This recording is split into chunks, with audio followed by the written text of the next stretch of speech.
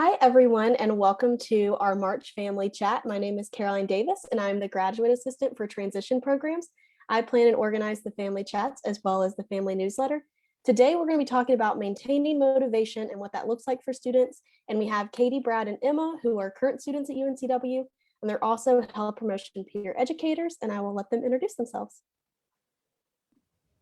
Hi, everyone. My name is Katie Crawford, and as Caroline said, we are all peer educators for the Hunley Health Education Center. I am a senior majoring in public health with a preclinical concentration, so I'll be graduating in May. I am originally from Raleigh, and other than being involved with the Health Education Center, I've been involved with Greek Life and Campus Conduct Board on campus. Hi everyone, I'm Brad, and again, I am also a peer educator. Wilmington is my hometown, very thankful for that, and I am also a senior this year, and I will be graduating over the summer in July, and my major is also public health, but my concentration is community health education. And other than being a peer educator, I am also involved with the Interdisciplinary Minority Student Research Group, also known as MSurge on campus, which sort of fosters undergraduate research for minority students. So awesome opportunity as well. Hi, I'm Emma. I'm also a peer educator here with the Huntley Health Education Center. I am a psychology major with a double minor in neuroscience and applied behavior analysis, and I am also from Wilmington, North Carolina as well. Awesome. Thank you guys so much for joining us today. As always, feel free to comment your questions and we'll either answer them in the chat or I'll answer them live. So please feel free to do that if you have any questions for our peer educators. So we'll start off with a super easy question. What do the peer educators do? So we do all different sorts of things. We have a lot of programs that we do. So we do programs and programming on sleep management, nutrition, sexual health, emotional and mental well-being, all sorts of programs like that. And we do standalone programs. So we'll offer some, right now we've been doing all of them on Zoom, but we'll do them alone at night, or we will go into university classes or PE classes and also present programs. Before COVID, we would do a lot of like tabling out on campus. We'd give away a lot of goodies, some giveaways, snacks. But because of the pandemic, we've been doing a little bit more reserved, doing some more stuff within our own office. Also, just to add on to what Katie said, we're also a part of the Healthy Hawks Wellbeing Initiative, which is an initiative that is partnered with Campus Recreation, and we collaborate with different campus organizations to promote a holistic approach to wellness rather than just being oriented on physical health, which a lot of a lot of trends in health sort of tend to be that way, and we don't focus on the whole picture.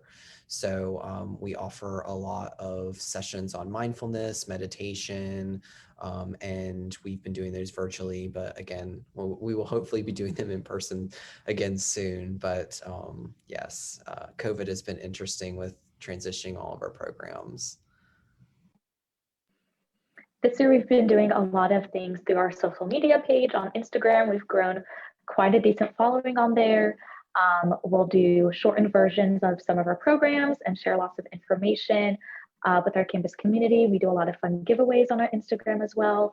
And we also do certain awareness weeks. For example, next week is going to be Sleep Awareness Week. So we're going to be posting a lot of information on how to get a good night's of sleep, and we'll be doing a giveaway for that as well. So this year with the pandemic, we've been doing a lot of things through our social media page and have been able to interact with our students through that medium. Y'all do a lot, to say the least. But for the social media pages, if someone wanted to follow those, what is your username? Our username on Instagram is UNCW Health Promo, all one word, no underscores or dashes. So just UNCW Health Promo. Perfect. And I'll make sure we repeat that at the end, because if viewers are like me, it's in one ear, out the other. So we'll repeat that at the end in case you missed it. So if students are interested in getting involved, how can they do that? We are actually hiring right now. So we only do a hiring process once a year. So we will be hiring for this coming fall. There will be a training a little prior to returning to school. And you can actually go to our Instagram to get the link, which is in our bio for the application, and submit the application. And then it will be reviewed and the next steps will follow after that. So again, at UNCW Health Promo, go to the Instagram. It's in our bio at the very top of the page, and the link will take you to the application.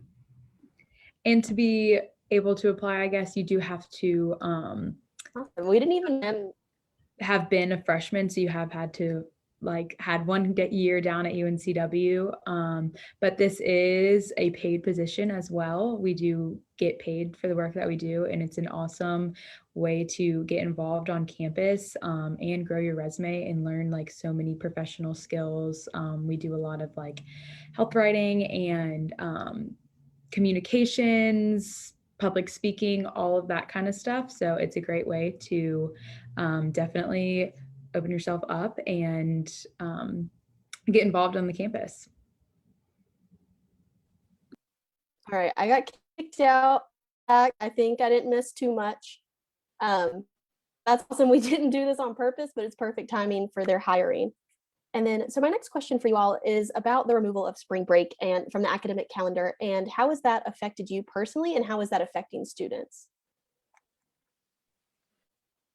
I think with the transition from in-person to online classes was very stressful for a lot of students. And I think the removal of spring break definitely added to that stress. But what's nice is that there's a lot of campus resources, our office being one of them, that promotes stress management and does things like mindfulness and meditation sessions that you can attend. But what's also really great is that we're 15 minutes away from the beach, and with online classes, you can just do your Zoom classes at the beach, and it's a lot more relaxing and a lot more stress-free, in my opinion. So I think the removal of spring break has been pretty stressful because it's nice to have that break halfway through the semester. But professors have been very understanding of the situation since it's so new to everybody. And there are a lot of resources on campus that you can go to if you're feeling a little bit overwhelmed. And that's what's really great about UNCW's campus is that they're really active in making sure you're available to those resources. Yeah, we've definitely experienced myself, and I've seen it in other students, a lot of burnout and sluggishness, especially without a spring break this semester. And for a lot of students, they haven't been able to, see their families if they didn't go home for the holidays. It's been almost a year. So that's another difficulty that's come with this changes in schedule and not having spring break as well. As many people would go home and see their families. But as Emma said, there's tons of resources, and you just kind of gotta keep pushing through and find what works best for you. Yeah, I totally agree. And just finding ways to make breaks for yourself, regardless if school's observing spring break or not. It's important. We all need breaks for our mental health. So, whether it's just an afternoon where you decide to just close the laptop and not do schoolwork, or you take a full weekend, whatever your schedule will accommodate and whatever will make you feel better, it's necessary and important. So, just because the university is not necessarily observing spring break doesn't mean that you can't in some way. Yeah, that's an awesome idea. And we've mentioned that UNCW does have a lot of resources for burnout, lack of motivation, loneliness, any of those feelings that are associated with the pandemic and a lack of a break. Are there any specific, and of course you can talk about your own office, but if there's any other UNCW resources specifically, what have you found helpful? One resource that comes to mind besides our own office is the counseling center. You can go there, talk to a counselor if you're feeling overwhelmed or stressed or anxious. And I think they're doing Zoom meditation sessions. I don't know if those are weekly or monthly, but they are doing meditation sessions. And then as far as our office goes, we have programs about mindfulness, and we also have, along with a bunch of other programs, but for days that we're not presenting a program on mindfulness, you can definitely go to the counseling center and talk to a counselor there. If you find working out relaxing, you like to exercise, and that's your way of managing stress, we have the Student Rec Center, which is actually where our office is located. We're in the Student Rec Center. And you can make an appointment to work out at the rec center if you find that relaxing. And also, we just have a really beautiful campus. So if you just like to go for a walk, if you're feeling overwhelmed, just take a walk around campus. We even have like a wildflower preserve, Blumenthal, on campus. That's really beautiful to take a walk through. So there's plenty of resources there. I have to ask, I did not know about the flowers. Where are those on campus? It's by Fisher, where the shuttle pickup Okay. and drop off is. If you're like standing kind of on the sidewalk there, it's gonna be on your left. It's kind of, it has like a chain link fence, so it doesn't really look like it's a preserve, but there's like, you walk through the there's like this gate that's sometimes open, and you can just walk right on through, and it's really pretty back there. Highly recommend. Awesome. Thank you. Also, just to add on to what Emma said, the counseling center is providing full telehealth services right now too for appointments. In fact, I don't think they're offering any in-person services for one-on-one counseling. It's super convenient. It's really easy. They have a form that you fill out and email to the counseling center to get your initial appointment set up. And you do have to be physically located within the state of North Carolina to access them. But even if you're not, in Wilmington and you're still in the state, it's a resource that's available to you. It's free. Important to highlight that it's free. I would definitely take advantage of it. You don't have to be at a point where you're stressed and overwhelmed to access counseling services. Check-ins are good, whether you feel like you could feel amazing, you could feel, somewhere in between. You don't have to, necessarily be at that breaking point every single time to seek help. And it's important to do that check-in and like unpack on a regular basis so that you can sort of maintain a better sense of mental stability and mental health and not get to that point. So highly recommend that. For UNCW, we have a website called Wavelink, and that is where all of our events are posted, and that is across campus. So that can be your counseling center weekly meditation, your health promotion events. Also, we have a few offices that like to do it's a lot of virtual stuff right now through Zoom, but they're doing a lot of game shows. Like I saw Deal or No Deal, trivia, movie nights. So if your student is just wanting just a break from everything and wants to do something a little bit more fun, I highly recommend checking out Wavelink, where all of those events will be listed. So now we've talked about what students have on campus, which is a lot. Have you found anything off campus? I know we mentioned the beach, which I completely agree. Having the beach so close is awesome. But have you found any other off campus resources that have been helpful for you?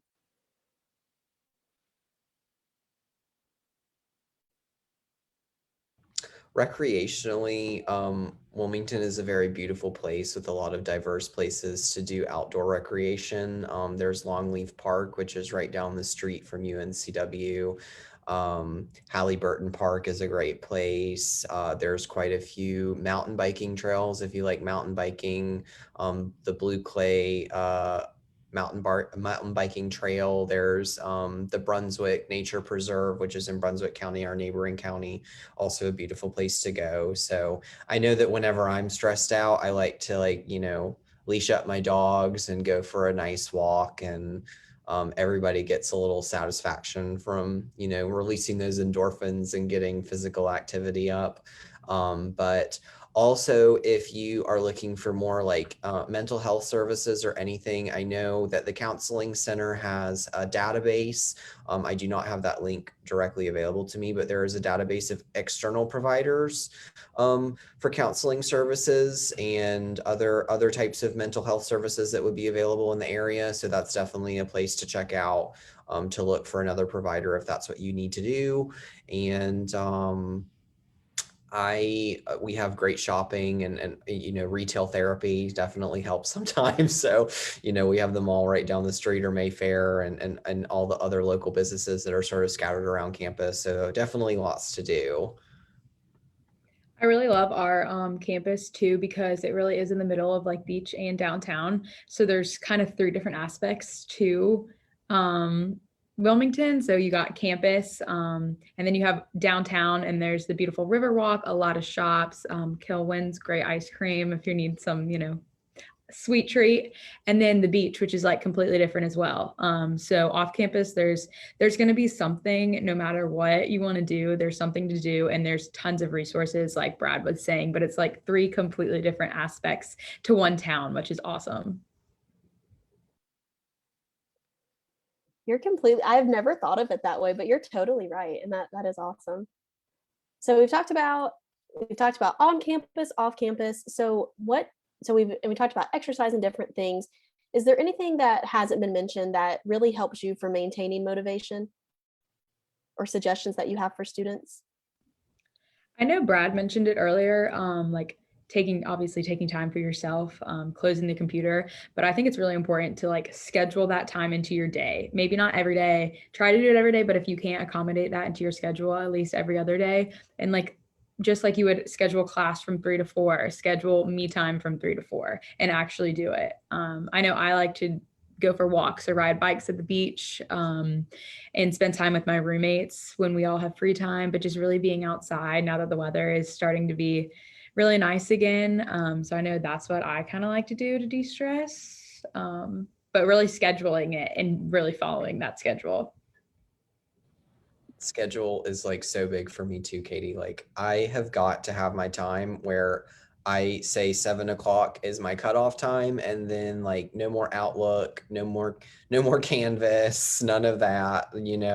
I stop looking at the notifications, and I take some time for myself every night. And you need that time to, decompress and adjust before you go to bed, because it's so easy right now. It's interesting that we're not in person, but really there can be more engagement at times than there is with in-person settings, because you can schedule a Zoom call whenever you want, and you can get a Teams message whenever, in the middle of the night, and it's so easy to fall out of line with like separating my personal time with my school time and my professional time. And just setting boundaries and acknowledging them and sticking to them, and realizing that tomorrow's another day, and what's left can be finished. So just making appropriate schedules so that you can feel like a whole well-rounded person is important. And I think that's really important to remember, not only in college, but as we transition into a career, because the same principles, it'd be great to start that foundation in college and be able to really have that strong separation when you do get into the workforce. Because like you were saying, getting a Teams message in the middle of the night, it's so easy to say, oh, I'll just respond to this real quick. And then you end up working for however long. So yeah, having that balance is super important. My last little piece that I want to talk about is for families. What can families do to support their students? Like, what have your families done? What recommendations do you have? Anything like that? My family has been awesome, like awesome support for me. I know when I was a freshman, it was kind of hard for them to find the balance of how much do we talk, how much do we communicate? And so it took a little while, but we kind of find like a pattern that works for you, your family, your student. And don't be like overbearing. Don't like expect to be texting all day, every day, calling every night. That might work for you, but not every student is going to have the means and the access to be able to do that. But kind of like setting a schedule. I know I always try to call my parents on Sunday nights and talk to them for a little while, kind of get a week recap. And that's worked really well for myself and for my family.